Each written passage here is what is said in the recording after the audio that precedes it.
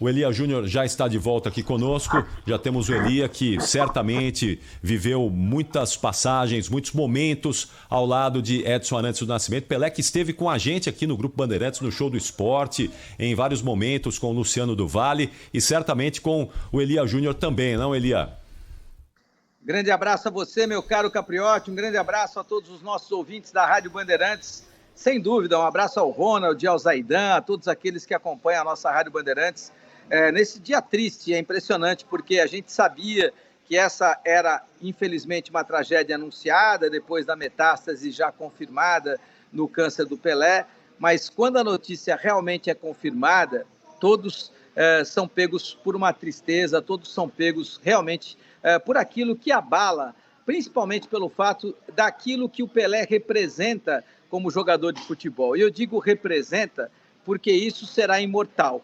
A trajetória do Pelé como jogador, ela não vai ser comparada, e eu acho que é um absurdo você comparar a trajetória do Pelé com qualquer outro jogador, e acho até uma antítese a ideia de você poder pensar na possibilidade de poder comparar tudo aquilo que o Pelé fez, todas as conquistas do Pelé com qualquer outro jogador. A gente acaba de voltar de Doha, no Catar, e eu conversava com muitos jogadores lá em Doha, todas as entrevistas que eu participei ao longo dos 32 dias de cobertura, eu sempre fiz questão de colocar na pauta com jogadores como o Giroud, jogadores como o Emiliano, o goleiro da Argentina, técnicos como o Louis van Gaal, que é o técnico da Holanda, jogadores como Antoine Griezmann, da França, todos eles eu fazia questão de colocar a figura do Pelé e a importância do Pelé para o futebol. E todos eram unânimes em afirmar: o Pelé, independentemente da época que tenha jogado,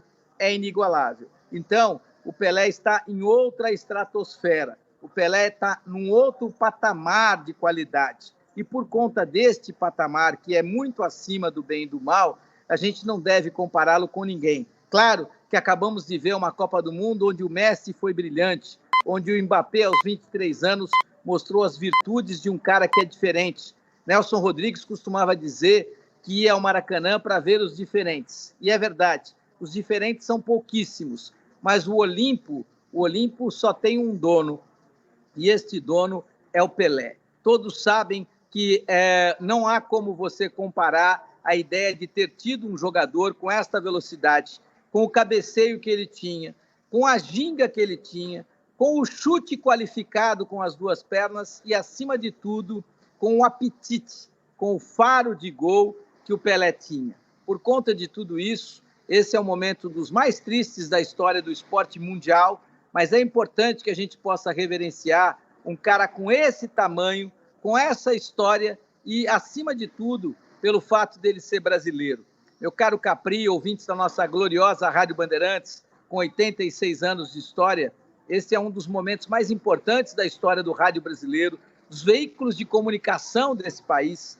É importante a gente poder reverenciar um cara que foi nosso comentarista na Copa do Mundo de 1986. Veja só a história e o tamanho desse jogador que, no Grupo Bandeirantes, fez uma diferença danada. Comentarista naquela Copa do Mundo do México em 86 e comentarista de um grupo onde ele tinha a possibilidade de desfrutar não só da glória, da fama e da fortuna que ele sempre teve, mas, acima de tudo, da convivência com seres normais. E ele vivia de uma maneira muito normal com todos nós, chegou a dormir, inclusive, nos nossos estúdios lá da TV Bandeirantes, no México, em 1986. E olha, estou me lembrando aqui, Capri, falando com você, com o Ronald, com os nossos ouvintes da Rádio Bandeirantes, estou me lembrando aqui das muitas conversas que eu tinha com o Pelé, deitado ali no nosso estúdio da TV Bandeirantes, na cidade do México.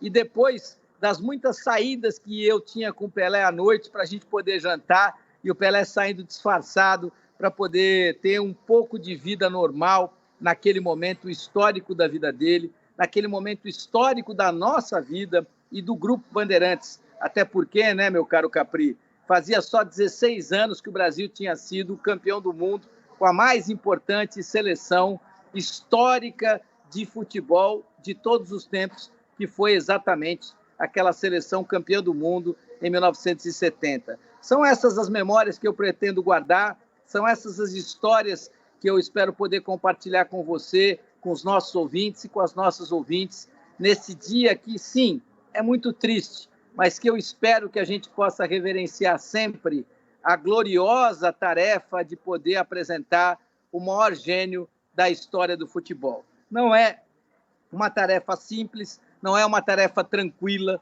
mas eu não tenho dúvida que esta é a mais importante tarefa que todos nós temos daqui para frente, a missão de poder conduzir, a missão de mostrar a imortalidade do Rei Pelé.